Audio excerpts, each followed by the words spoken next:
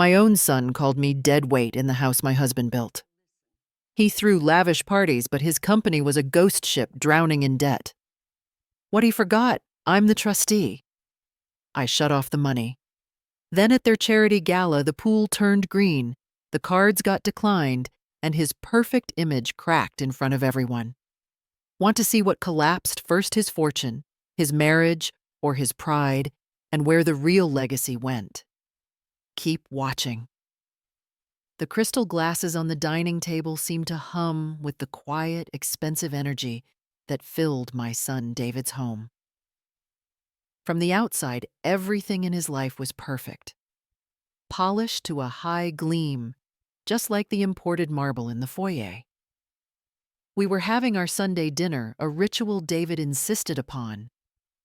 He said it was about family, but I knew it was about appearances. His wife Chloe sat opposite me, her smile as bright and hard as the diamonds on her wrist. The roast was perfect, the wine was exquisite, and the tension was so thick you could carve it with a steak knife. David was telling a story about a deal he'd supposedly closed, his voice booming with a confidence that never quite reached his eyes. He paused to refill his wine glass and then looked at me, a practiced, indulgent smile on his face. He mentioned how he'd picked up my prescription refills that afternoon, then made a little chuckle and said something about how it's a good thing his ventures were doing so well because my medication cost more than his monthly car payment. He said it like a joke, and Chloe laughed a little too loudly. But it wasn't a joke. It was a message. It was him reminding me that I was an expense line item on the budget of his perfect life. I just smiled faintly and took a slow sip of water, the way my late husband Robert had taught me to do when confronted with foolishness. Don't engage, he'd always said, just observe. Later that evening, as I was walking past his study to go to my room, I heard his voice through the heavy oak door.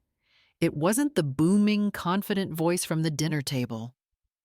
This was a different voice, thin and tight, laced with a panic that coiled in my stomach. He was speaking quickly, saying something about making payroll, about needing another week, about how a deal had fallen through. The words leverage and default were sharp and ugly.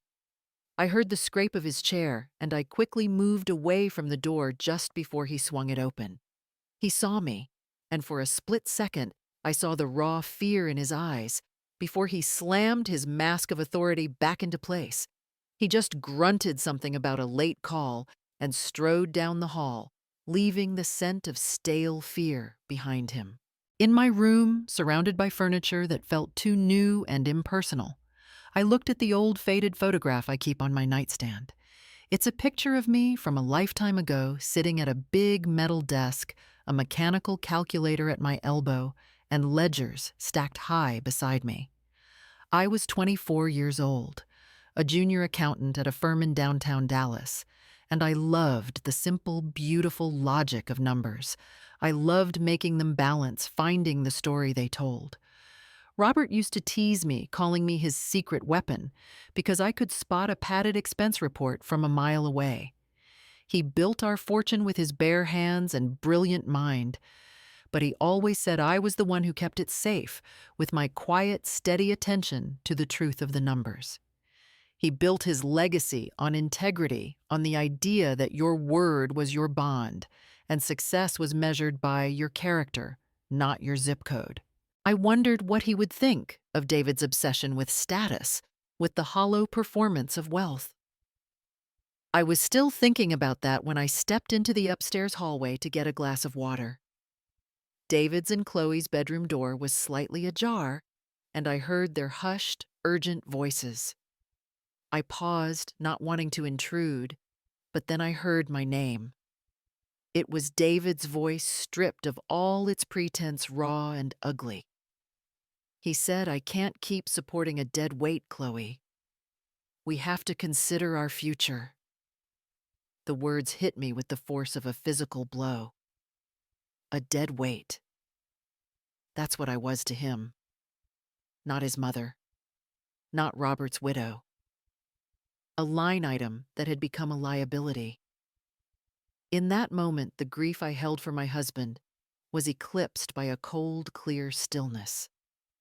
The quiet accountant inside me, the one who had been dormant for decades, began to wake up. And she knew exactly what she had to do. That night I didn't sleep. The words, "dead weight," echoed in the silent, air-conditioned darkness of my room. Each time I closed my eyes, I saw my husband Robert's face, not as he was at the end, but his strong, smiling face from years ago. He had worked his entire life not just for the money, but for the pride of building something that would last, something that would provide for his family with dignity. And this is what it had come to. His son, my son, viewing his mother as a burden to be resented.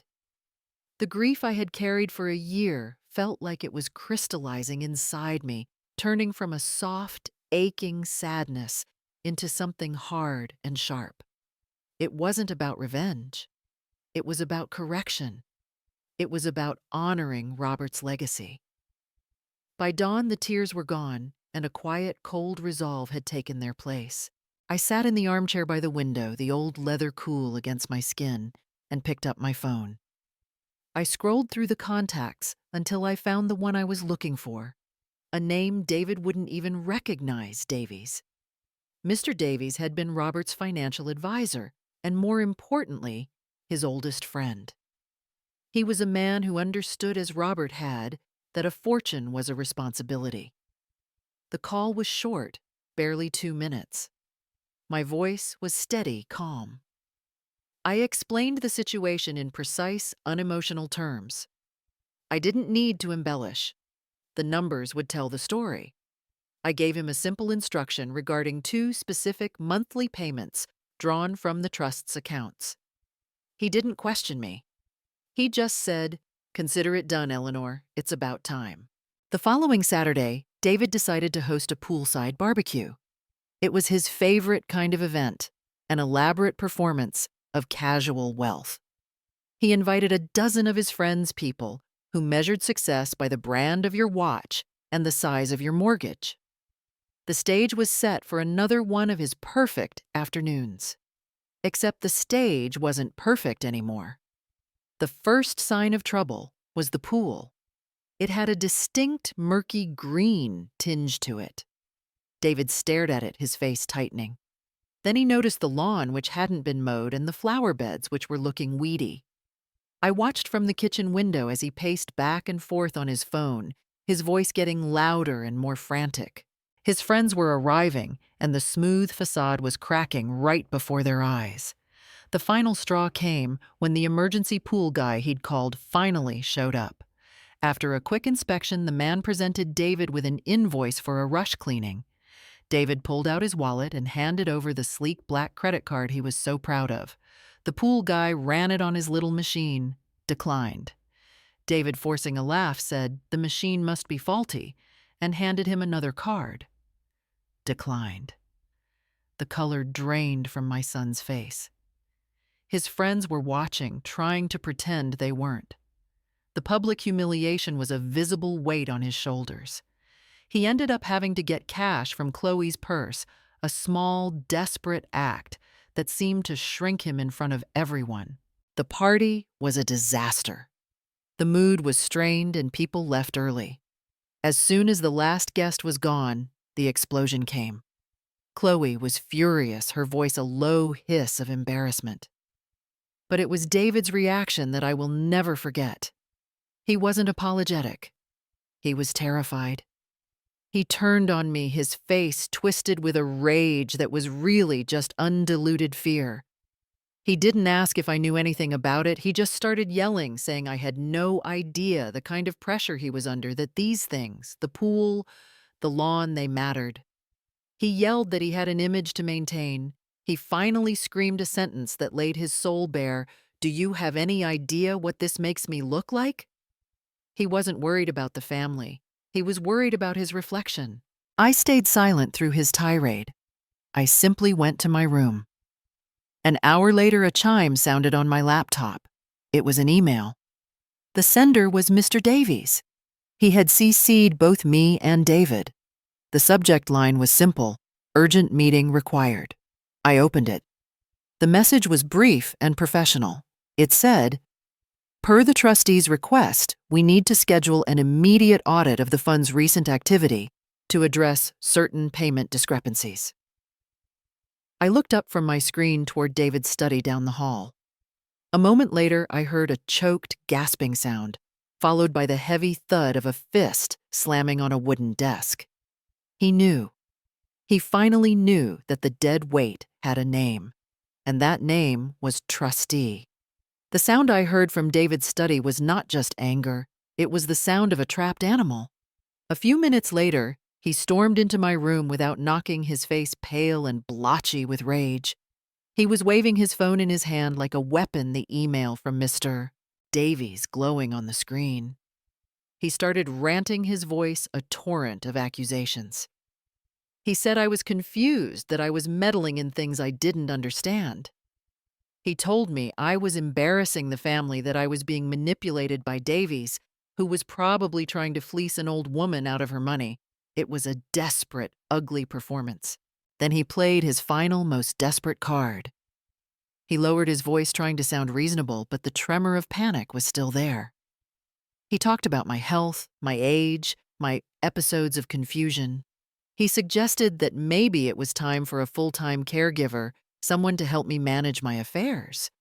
He didn't say the words, but the threat hung in the air between us, thick and suffocating. If I didn't back down, he would try to have me declared incompetent. He would strip me of my power by claiming I had lost my mind. It was a breathtakingly cruel attempt to regain control, to put me back in the box he had built for me. Through it all, I said almost nothing. I just sat in my armchair looking up at him. I let my hands tremble a little. I allowed a look of confusion to cloud my face. I appeared to be the very picture of the frail, cowed old woman he was accusing me of being, and he fell for it completely. Seeing my apparent weakness, his panic subsided, replaced by a wave of arrogant confidence. He thought he had won. He thought his threats had worked. He patted my shoulder in a horribly patronizing way and said he would handle Mr. Davies. He told me not to worry my pretty little head about it. As he walked out, he looked relieved, certain that he had put the dead weight back in its place. But as he blustered and threatened, I wasn't really there. I was years in the past, sitting in a stuffy lawyer's office next to my husband, Robert. The papers for the trust were spread across the polished mahogany table. Robert had tapped the final page, the one designating the trustee. The lawyer had suggested David as the heir, but Robert had shaken his head.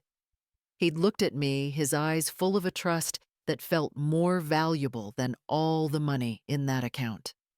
He'd said to the lawyer, but looking at me, "My son sees money as a prize. Eleanor sees it as a tool and a responsibility." Later that night, he'd taken my hand and said the words that were echoing in my heart now. "You're the only one I trust to see the difference between building and pretending, Ellie. If anything ever goes wrong, if he ever loses his way, you're the failsafe." I wasn't a dead weight. I was the last line of defense for everything he had built. The next day, while David was off at his office, presumably trying to hide his financial tracks, I took a car to a quiet restaurant downtown. Mr. Davies was waiting for me in a discreet booth at the back. He looked tired but resolute. There were no pleasantries. He slid a thick spiral-bound report across the table. "It's worse than we thought, Eleanor," he said quietly. For the next hour, he walked me through it, Valor Equity. David's prized company was a ghost ship. It was insolvent, drowning in debt from a series of reckless investments. He'd taken out secret loans using his future trust payments as collateral. He wasn't just living off the interest. He was borrowing against the principal to fund his lifestyle and hide his catastrophic failures. Every cruel comment, every complaint about my expenses, it all clicked into place. It wasn't about greed, it was about terror.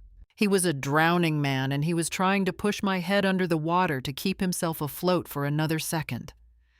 Mr. Davies closed the binder. He looked at me, his old eyes sad, but firm. "The meeting is set for tomorrow at the firm. What do you want to do?" I looked down at the report, at the stark, undeniable numbers that told a story of lies and desperation. Then I looked at my old friend, and I told him exactly what we were going to do.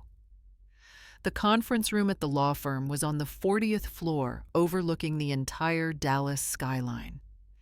It was a space designed to communicate power with its long, dark wood table wall of windows and the hushed, almost reverent silence. I arrived early with Mr. Davies. We sat on one side of the table, the thick, spiral-bound report lying between us like a loaded weapon. I was perfectly calm. I was simply a trustee there to review the facts. The room would do half the work for me. David and Chloe arrived exactly on time, a united front of tailored suits and righteous indignation.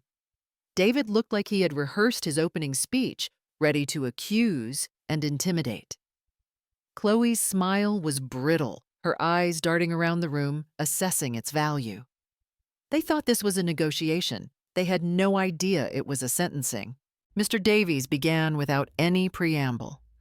His voice was quiet, professional, and utterly devoid of emotion. He slid the binder to the center of the table and opened it to the first page. It was the charter for Valor Equity, David's company. Then he turned the page to a summary of its portfolio. And so it began. Page by page, Mr. Davies walked them through the last 2 years of David's life, not the one he performed for his friends, but the real one, the one recorded in numbers. He showed them the initial investments in volatile stocks. He showed them the catastrophic losses that began 18 months ago.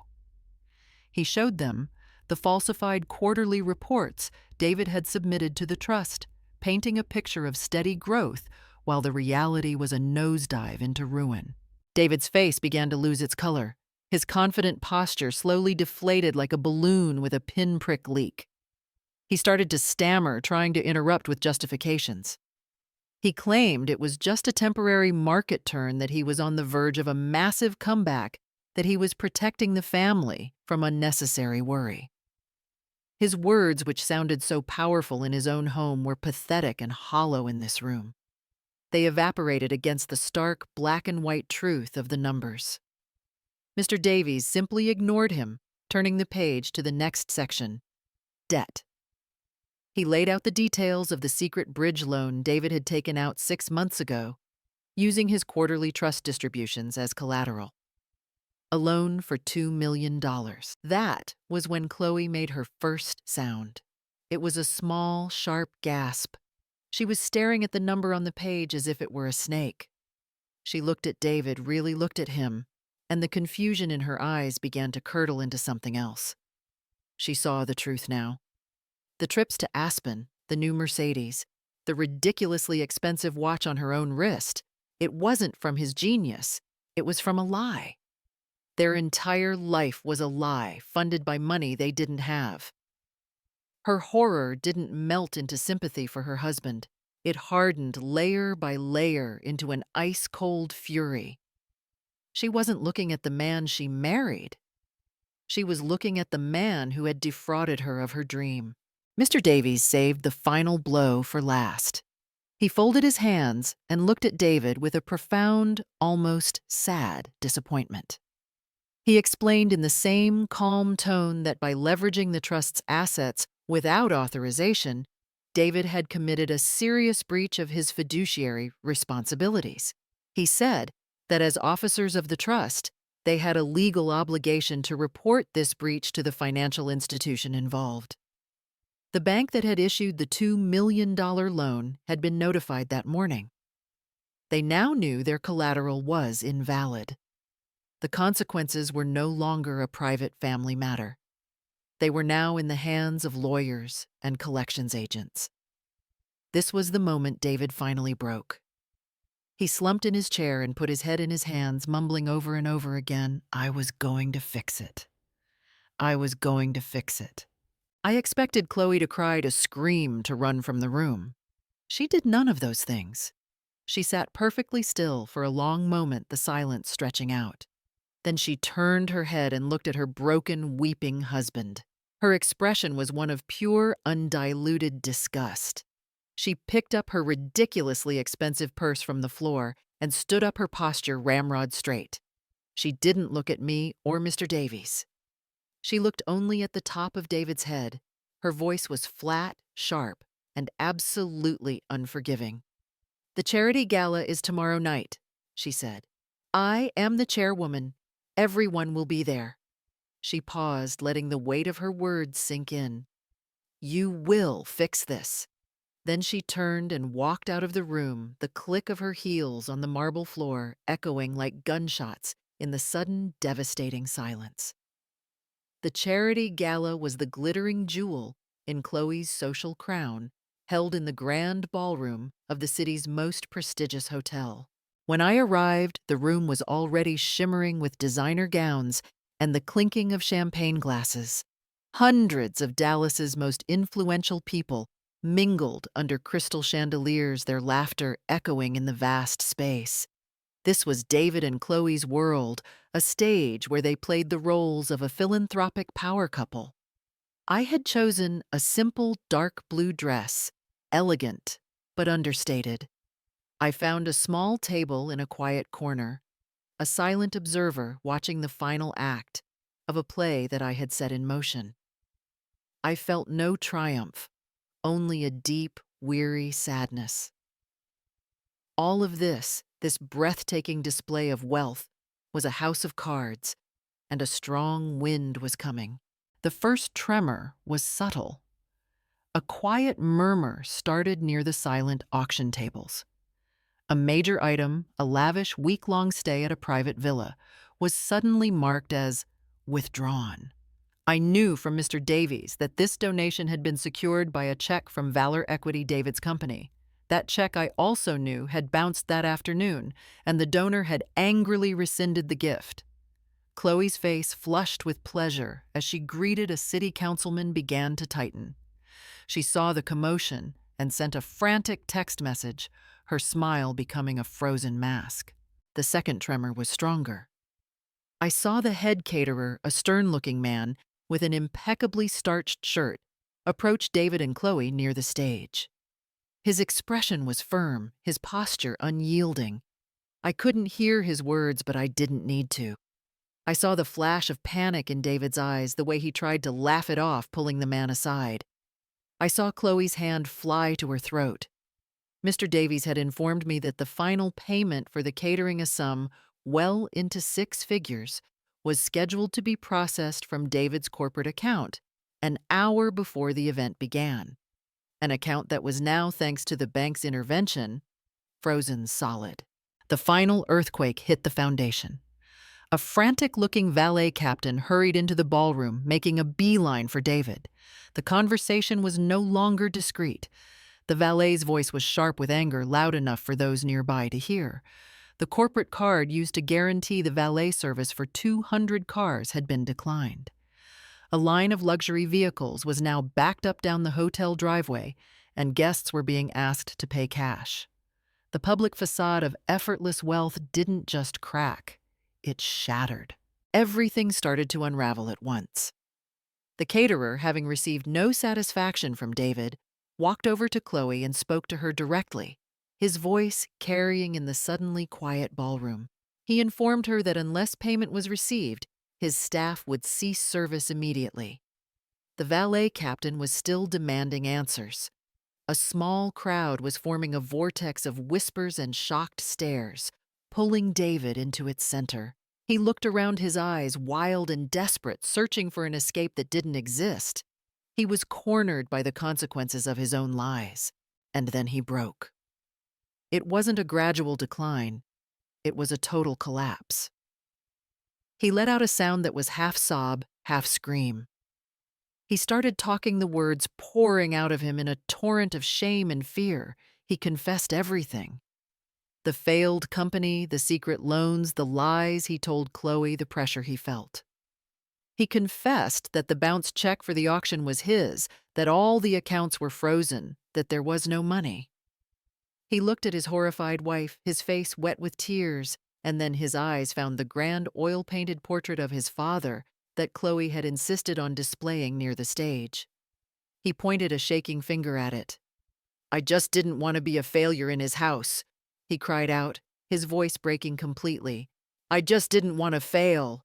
The entire ballroom was silent, a tableau of stunned faces and gaping mouths. In that silence, I stood up from my table. I walked through the parted crowd, my simple heels making no sound on the thick carpet. I felt hundreds of eyes on me, but I saw only my son, a broken man weeping at the foot of his father's portrait. I stopped in front of him. He looked up at me, his eyes pleading, expecting condemnation, perhaps even pity. I felt neither. All I felt was a profound, sad clarity. This was the end of the lie. I looked into his eyes, the son I loved, the man whose choices had brought him to this ruin. My voice when it came was not loud, but it cut through the silence with the clean, cold precision of a surgeon's scalpel. "I'm not destroying your life, David," I said for him and him alone to hear. "I'm simply not funding the lie." His face crumpled, the last bit of fight leaving him as he absorbed the truth. My victory wasn't in his public humiliation. It was in that moment of terrible, painful, necessary truth. It was the final, somber duty of a trustee. It was the only way to honor the legacy of the man in the portrait, a man who had built his life not on what people thought of him, but on who he truly was. The weeks that followed the gala were a quiet storm of logistics and legal proceedings. The beautiful, oversized house in Highland Park, the one that had been a stage for a life of glittering pretense, was put on the market. I watched as moving trucks carried away the expensive furniture, the art that was chosen for status rather than love, and all the other props David and Chloe had used to build their kingdom of lies. Mr. Davies handled the sale with quiet efficiency. The proceeds went directly to the bank to settle the enormous secret loan David had taken out. There was very little left over. The house of cards had been blown away, and all that remained was the foundation. The fallout for David and Chloe was swift and absolute. For Chloe, the loss of the money and the social standing was a blow from which she could not, or would not, recover. Her love for David had been built on the promise of a certain kind of life, and when that life vanished, so did she. She packed her designer suitcases, moved in with her parents, and filed for divorce within a month. Her loyalty, it turned out, was only to the lifestyle, not to the man. I felt a pang of sadness for her, for a life so empty that it couldn't survive without its gilded cage. David, however, was a different story. He hit rock bottom, and he hit it hard. He lost his wife, his home, his reputation, and the financial safety net he had always taken for granted. For a few weeks, I worried he would choose the path of blame, that he would forever see himself as my victim. I heard through Mr. Davies that he was staying on a friend's couch, lost and adrift. But then something shifted. Perhaps it was the silence after the storm, or perhaps, in the depths of his ruin, he finally found a sliver of his father's strength, the strength that comes not from having everything, but from having nothing left to lose. One afternoon, about 2 months after the gala, I was driving through a part of town I rarely visited, and I saw him. He was wearing a plain polo shirt with the logo of a commercial landscaping company on it, the kind of company he used to hire and humiliate. He was part of a crew mulching the flower beds around a generic office building under the hot Texas sun. Our eyes met across the parking lot. I saw a flash of his old shame, the deep humiliation of being seen like this. But then, he did something that surprised me. He held my gaze, gave a short, almost imperceptible nod, and then turned back to his work, plunging his shovel into a pile of mulch. It wasn't a surrender. It was the first step toward accountability. It was honest work. It was a beginning. And for the first time in a long time, I felt a flicker of hope for my son. As for their social circle, the Dallas elite they had tried so desperately to impress their reaction was predictably superficial. For a week, the scandal was the juiciest piece of gossip in town. Then a new scandal emerged, and the story of David and Chloe was forgotten. They were socially erased, their names disappearing from guest lists and party conversations as if they had never existed. It was a stark reminder that their community was built on status, not on connection. I didn't stay in that world either. As the trustee, I sold the Highland Park house and bought myself a smaller, elegant home in a quieter neighborhood, one with a garden I could tend to myself. It was filled with my own things, pieces that held memories instead of price tags. With the remaining funds from the trust, and after ensuring my own future was secure, I worked with Mr. Davies to establish the Robert C. Valor Scholarship for Business Integrity at the State University. It was a substantial fund designed to help students from low-income backgrounds who demonstrated strong ethical principles. My husband's name would no longer be associated with a failed equity firm and a public scandal. It would be associated with giving deserving, honest young people a chance. His legacy wasn't in a mansion or a luxury car. It was in the echo of his integrity, an echo I could now help send out into the world. Eleanor learned that the greatest inheritance her husband left wasn't the money, but the integrity upon which it was built. She understood that her actions were not about revenge, but about her duty as a trustee, and as a wife protecting a legacy of honor. She had to teach her son that respect can't be bought, and character can't be faked. While she came to understand the fear that drove him, it never excused his cruelty, it only clarified her responsibility. And she realized that's what real justice looks like, not a punishment born from hate, but a consequence born from truth.